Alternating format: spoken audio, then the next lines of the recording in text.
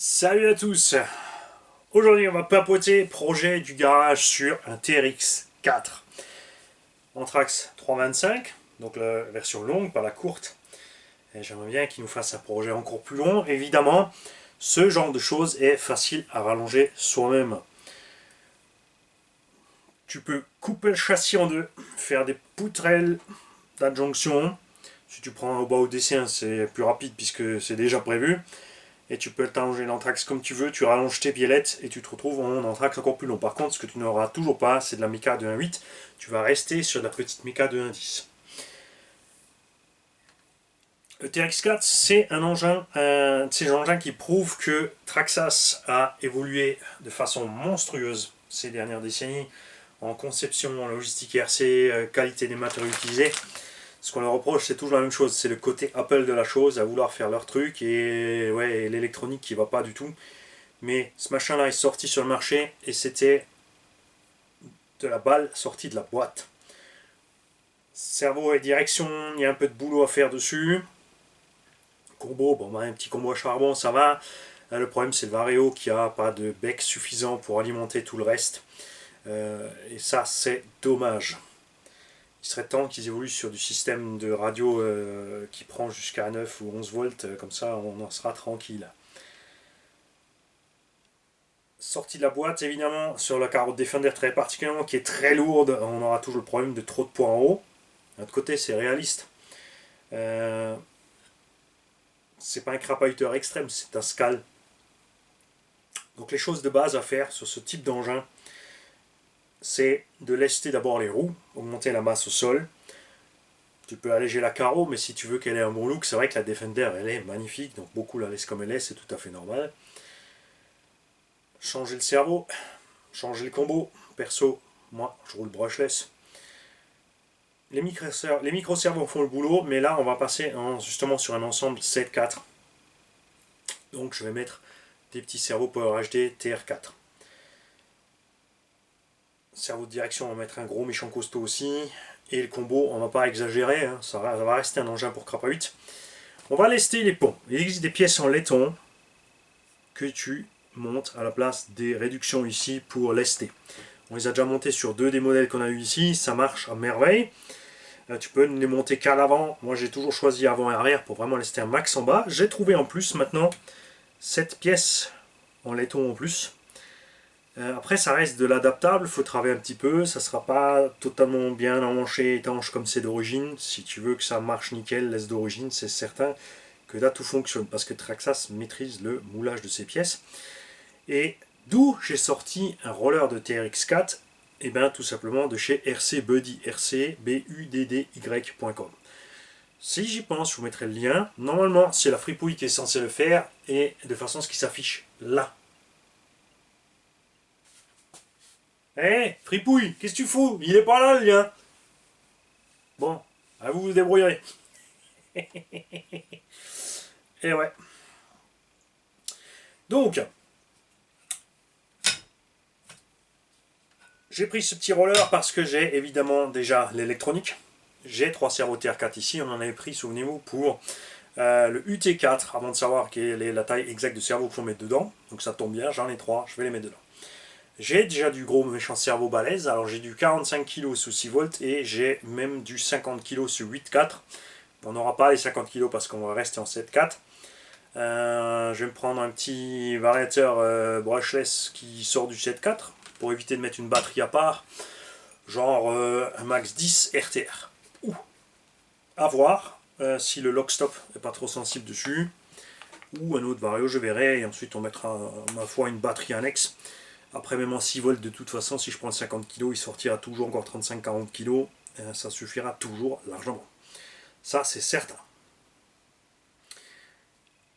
Carrosserie, et bien tout simplement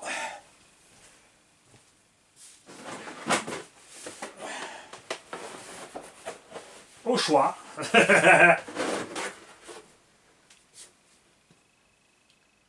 On a une Jeep noire, une deuxième Jeep noire,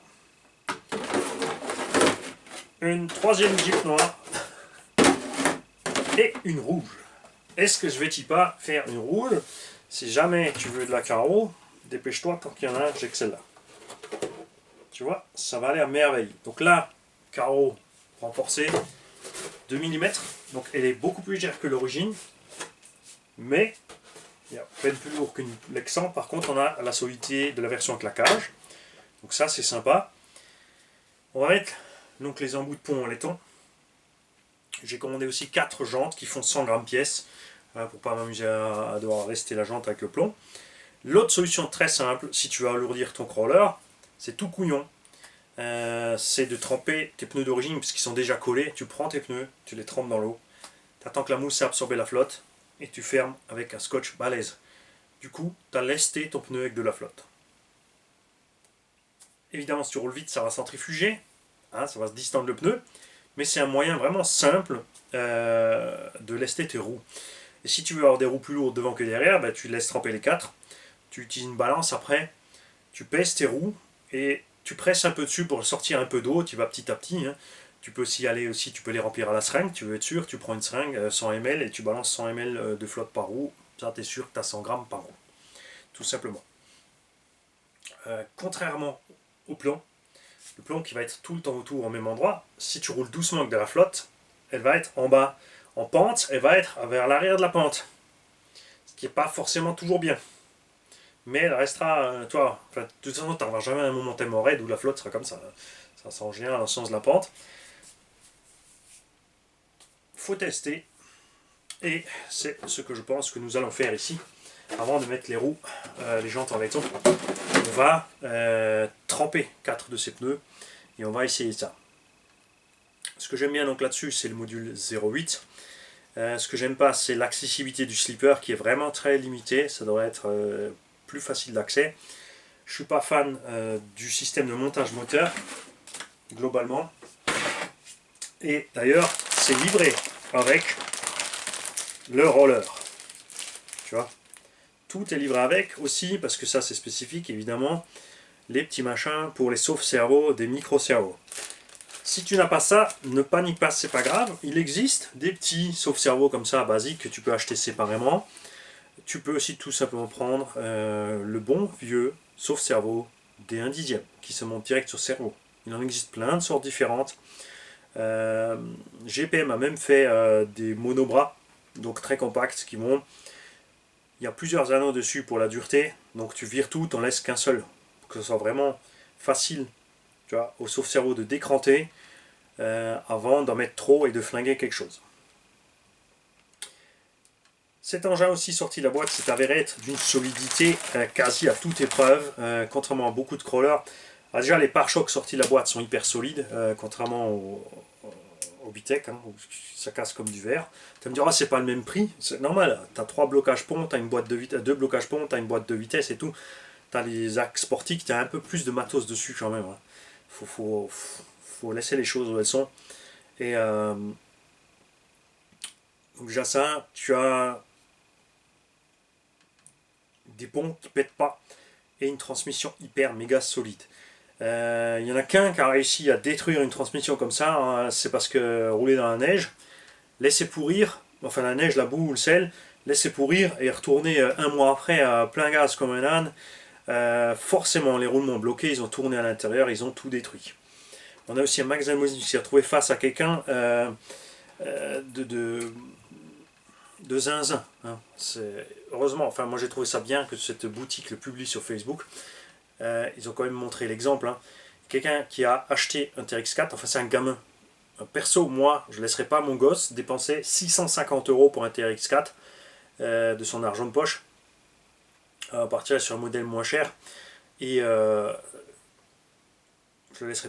C'est pas lui qui décide, il est mineur. Il dit ce qu'il aimerait et après on voit ce qu'il faut faire.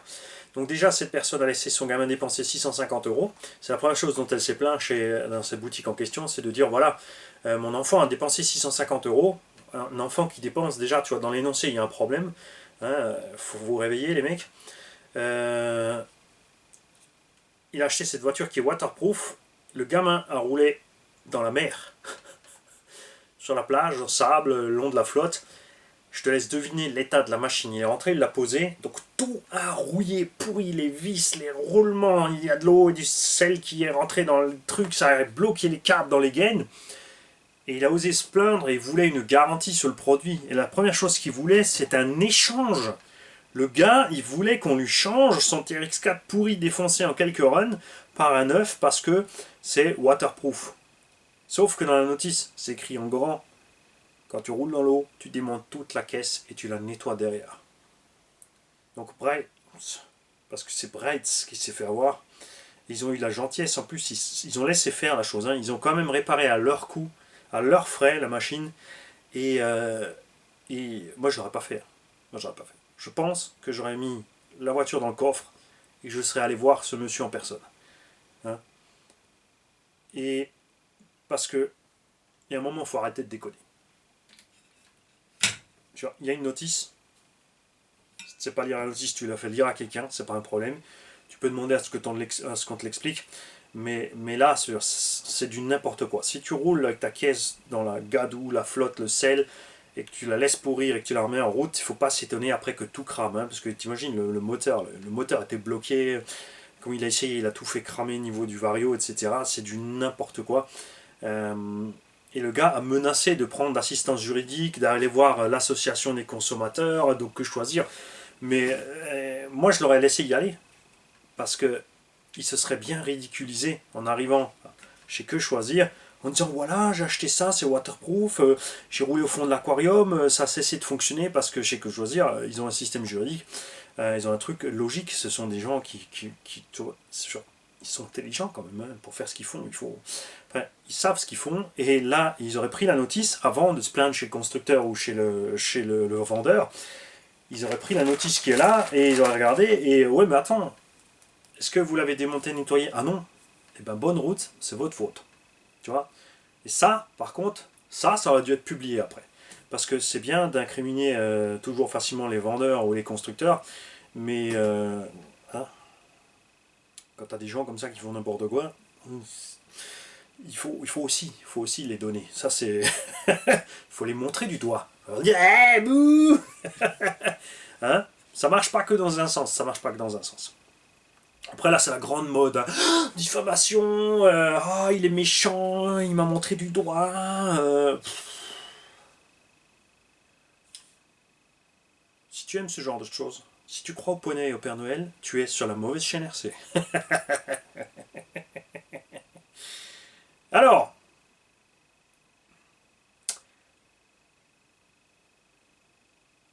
parlons de licorne. Elle existe.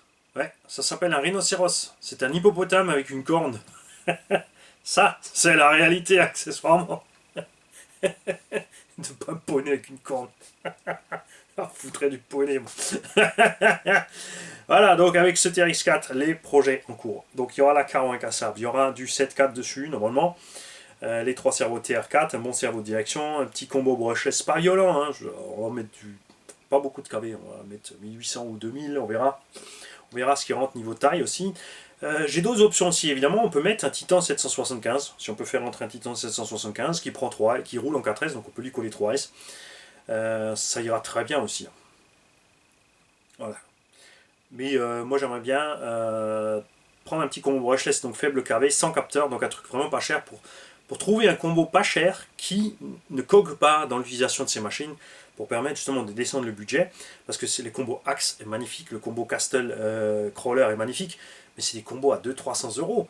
Je suis bon, tu vois, même la version pas chère tout en un, le Fusion 150-200 euros quand même, ça, ouais. Moi, c'est...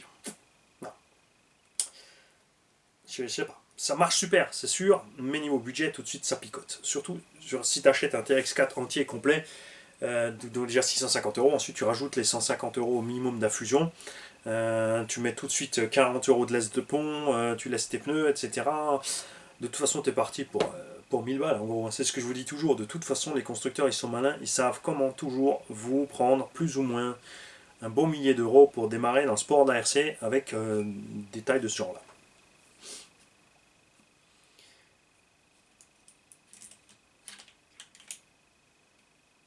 Et message très important aussi, je tiens à partager avec vous, de la part de MRC, l'importateur Traxas en France. Ouais, ben oui, il y a des gens qui communiquent hein, avec RC Garage, ils n'en vont pas tous des recommandés derrière.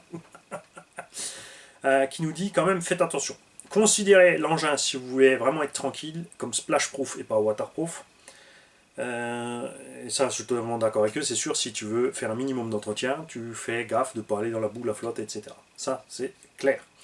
Et quelque chose auquel je n'ai pas pensé, mais ils ont totalement, absolument raison à ce sujet, c'est la soufflette. Moi, je suis toujours là avec la soufflette, à vous dire, ah, tu passes un coup de soufflette, mais j'ai oublié de vous dire l'essentiel. Tu ne vas pas avec la soufflette avec 7 ou 10 barres de pression sur, par exemple, ton objet électronique. Parce que ton cerveau, même s'il y a un petit joint autour, avec la pression, tu peux le faire rentrer. Tu peux faire rentrer par le pignon de cerveau, par exemple, si tu souffles à fond dessus, tu fais rentrer une surpression qui peut te sortir le joint. Et le piège sur les variateurs qui sont coulés dans la résine ou autre, quand tu fais ça, si l'air s'infiltre quelque part, il y a une petite bulle d'air, ça va faire la même chose. Et ça va permettre à l'eau de mieux arriver à ton élément électronique derrière. Les ventilos, ça je vous l'avais déjà dit, ne faites pas tourner les ventilos à fond avec la soufflette. On adore ça, on adore ça. Je vous connais, puisque je suis le même. Dès qu'il y a un élément qui tourne, quand on va avec la soufflette dessus, wouh, on fait tourner, on fait ballonner un pneu, on fait tourner la roulette de la wheelie bar. Le ventilo, mais le ventilo lui crée du jus, il est brushless, donc il alimente accessoirement vite fait le vario, ce qui est mauvais. Et surtout, comme dit, tu atteins des tours minutes sur le ventilo qui sont mauvais, ça je vous l'avais dit. Mais voilà, c'est pareil, tu souffles à fond sur l'entrée d'un roulement. Ce qui est sur le roulement, il y a une partie qui va gicler, une partie qui va rentrer dans le roulement avec. Donc méfiez-vous, c'est quelque chose que je n'ai jamais pensé à vous dire. Voilà. Et c'est pour ça que c'est très important, la communication. Et Mercier l'a très bien compris. Donc un grand, méga, super merci à eux. On a aussi beaucoup de retours, je vous ai dit. Il y a des gens qui m'écrivent, voilà, j'ai eu affaire à tel SAV, à tel SAV. Je reçois les coupés-collés des mails et des réponses. Et comme je vous l'ai dit déjà, T2M a fait un méga bond en avant sur les SAV par rapport à des années. Ils font un méga gros effort, ils ont fait des trucs super là pour des petits jeunes. Et MRC c'est pareil, j'ai des super retours du SAV directement à MRC avec. Et MRC qui vous dit aussi, n'oubliez pas, vous avez la pleine garantie sur l'électronique Traxas qui est remplacée d'office. Il faut qu'il y ait les prises d'origine dessus, ça c'est sûr. Mais c'est remplacé d'office. Contactez votre boutique pour la panne avant de contacter MRC. Ensuite, la boutique va faire un diagnostic préliminaire. Hein. Ça ne sert à rien d'envoyer un engin complet en SAV s'il y a juste un servo ou un variateur défectueux et que l'utilisateur peut le démonter lui-même. Ça économisera beaucoup de temps et d'argent à tout le monde, c'est certain. Et souvent aussi, il y a des problèmes de SAV qui ne sont pas vraiment des problèmes de SAV, c'est une vis desserrée ou quelque chose quelque part. Donc ça, c'est vrai que si tu contactes les SAV ou moi ce que je fais c'est, vous savez, tous ceux qui me contactent journalièrement pour les pannes, on fait des vidéos. Vous me faites une vidéo, vous m'expliquez ce qu'il y a, vous montrez le véhicule, vous m'expliquez exactement quand c'est survenu. C'est pareil pour les boutiques, si vous leur donnez un maximum de détails, ils ont plus de chances de vous aider de façon effective. Si vous leur dites juste j'ai cette machine et elle marche plus tout d'un coup comme ça, et tu as oublié de dire que tu as tracté une remorque et que tu as cramé le slipper par exemple, la boutique ne pourra jamais le savoir. Donc elle ne pourra pas te dépanner facilement ou elle va perdre son temps. Et ils ont encore beaucoup de choses à gérer à côté. Donc moi j'invite les gens à faire une petite vidéo, ils m'expliquent tout en détail. Comme ça j'ai aussi le son, on écoute quand il y a des bruits. Et en général on arrive en un coup ou deux à localiser, trouver la panne, la façon la plus simple de le réparer. Quand les utilisateurs peuvent le faire eux-mêmes, et ben ils le font eux-mêmes. Quand j'ai le temps, je peux même guider pour retrouver le matos. Et le cas échéant aussi, c'est pareil, une fois qu'ils ont ce diag, ils peuvent contacter la boutique et dire voilà, on a vu ça et ça, on y est arrivé comme ça et comme ça à ce diagnostic. La boutique sait que oui, ok, c'est comme ça, je suis d'accord. Il y en a, c'est tout à fait normal, ils veulent faire le diagnostic eux-mêmes, hein, pour être sûr qu'il n'y a pas d'erreur, parce que chacun a sa façon de faire pour arriver au diag. Chacun a son chemin pour y arriver. Il y en a qui vont commencer par moteur, descendre la transmission, arriver au pont. Il y en a qui vont commencer par le pont et remonter par le machin pour arriver derrière. Ça revient au même de toute façon. Et ensuite, ça peut être guidé vers les importateurs, les fabricants, etc. pour les garanties. Ouais, j'adore. Je joue avec mon petit stand. Ouais. C'est un tout petit stand de rien du tout. Voilà. Je voudrais profiter de ce post de roller pour me dire, voilà, est-ce que si vous avez acheté un roller ou l'avez-vous chopé, n'hésitez pas à communiquer les liens. Vous me dites que vous balancez un lien, comme ça moi je peux valider les commentaires. J'aimerais que tous les utilisateurs de TRX4 me disent quels sont les modifs qu'ils trouvent utiles ou pas utiles, qu'ils ont essayé, qu'ils n'ont pas essayé. On ne parle pas de l'esthétique, on parle du purement fonctionnel. Pour moi c'est clair. De l'huile beaucoup plus fine dans les amortos, parce que j'aime que le véhicule se comporte de façon réalistique, même si c'est plus traître dans les dévers. Il va baigner plus vite, c'est sûr, mais je vais augmenter un max la masse de mes ponts ici aux extrémités, je vais augmenter la masse de mes roues, je vais alléger au-dessus, donc on devrait bien s'en sortir. On va utiliser un petit variateur léger, on va utiliser des servos légers, bon la direction elle est là, de toute façon on va la laisser là, et on utilisera aussi une lipo légère. Je vais peut-être mettre le récepteur de côté ici avec le variateur et utiliser qu'une petite batterie de ce côté, super light, quand tu vas faire du full crawler. J'ai quelque part de petites, voilà, tu vois, hop, et carrément virer le bac, même si le bac, à mon avis, vu qu'il est monté entre la boîte et le truc, il sert aussi au maintien de tous les éléments à l'intérieur. Après c'est ridicule le poids, on va le laisser là. Même si Traxxas a prévu à l'intérieur du bac à batterie un petit sous-bac pour mettre une petite 3S. Là, la 2S ne rentre pas. Enfin, une petite 2S ou une petite 3S. Peut-être celle-là rentre, la 2200, non plus. Bref. Ce qui m'intéresserait de savoir aussi, ce qu'on va tester, pourquoi pas. Est-ce qu'on peut faire fonctionner ce petit crawler avec une petite lithium-ion, hein, 1500 mAh, ça permettrait de crawler un petit 10 minutes, 15 minutes. Hyper léger. Moins sensible que la lipo. Est-ce qu'il sortira cette patate quand ça va forcer? On a une grosse démultiplication. J'en doute quand même que les 20C suffisent. Mais tant qu'on ne sait pas, on ne saura pas. L'autre avantage de ce genre de petite batterie,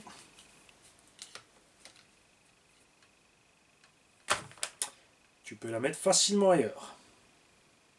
Bon, après, il existe aussi des petites lipos comme ça, tu me diras. Est-ce que j'en ai des plus petites par là?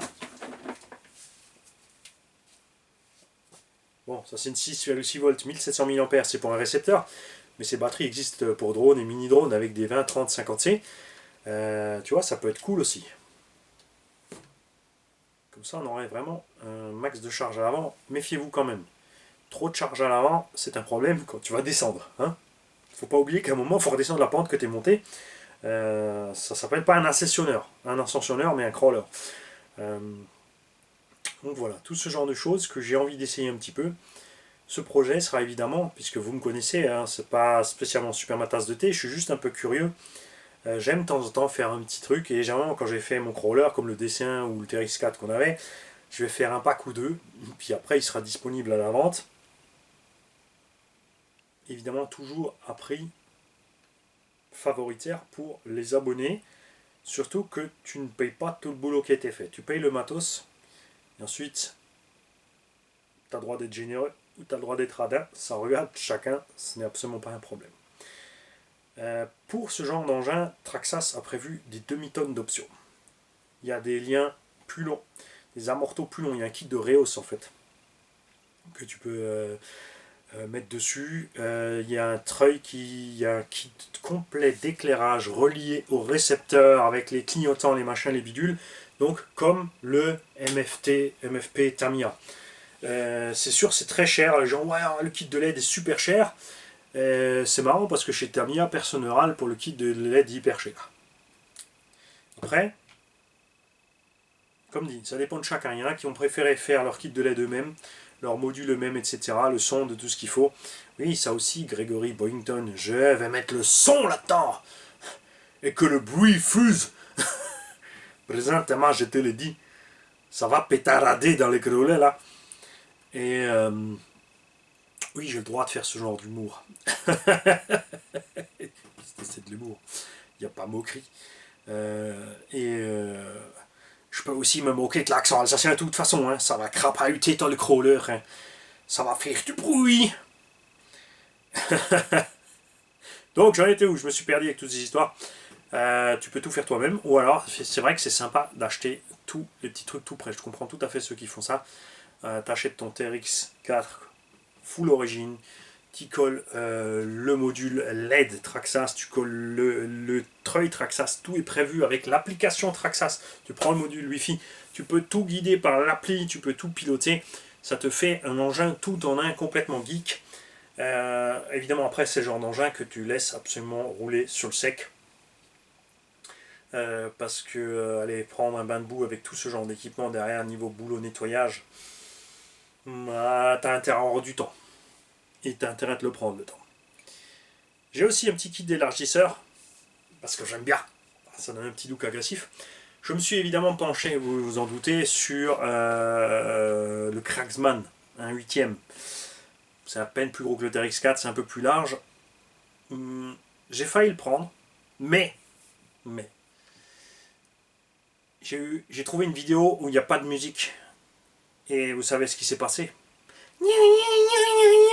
Et pas question de mettre 6 ou 700 balles dans un truc qui siffle comme ça, c'est atroce. J'ai horreur de ça, je déteste ça. D'ailleurs, même là, on est au module 08, je me pose même la question, est-ce qu'on peut adapter là-dessus une couronne de 1, pardon, c'est déjà du 1. C'est du 08 ou c'est du 1? Je sais plus. Module 08, c'est écrit dessus, heureusement.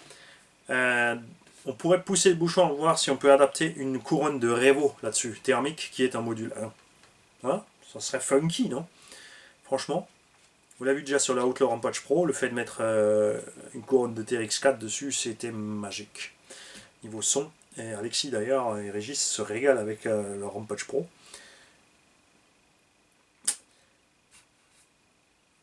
Donc le Cragsman, non. Et il y a une autre connerie qui arrive. C'est un crawler, mais ça reste une grosse connerie. Ouais, j'ai trouvé un gros crawler. Bon, attention, pas énorme non plus. Hein. Mais je veux dire, voilà, moi je suis à la recherche d'un crawler, un 8ème. Vraiment, que tu peux acheter, RTR, préutilisé, qui fonctionne où tout va bien. Parce que lundi, je trouve ça un peu trop petit pour les endroits que je peux exploiter moi ici. Et peut-être qu'on a trouvé ce qu'il faut. On verra. Je peux aussi crawler avec le RAM. Suffit de bloquer les diffs. Vu comme il est constitué, on rajoute 1 litre d'eau par pneu, qui fait déjà 2,5 kg. Et tu l'as vu, avec le setup brushless qu'on a mis, on peut crapahuter.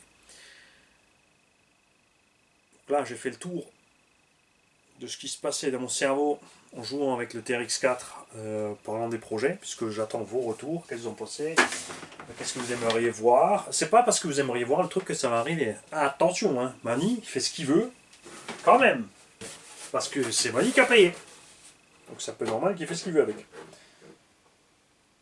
J'ai vraiment une préférence pour la rouge. Avec des jantes blanches, ouais, tout à fait. Et on mettra le 17 dessus. Et là, je vais faire une vidéo en allemand, évidemment. Hein, les Allemands ont envie de savoir ce qui se trame dans la tête de Mani. Et ensuite, on fera la même pour le Typhon 3S BLX. Salut les gars.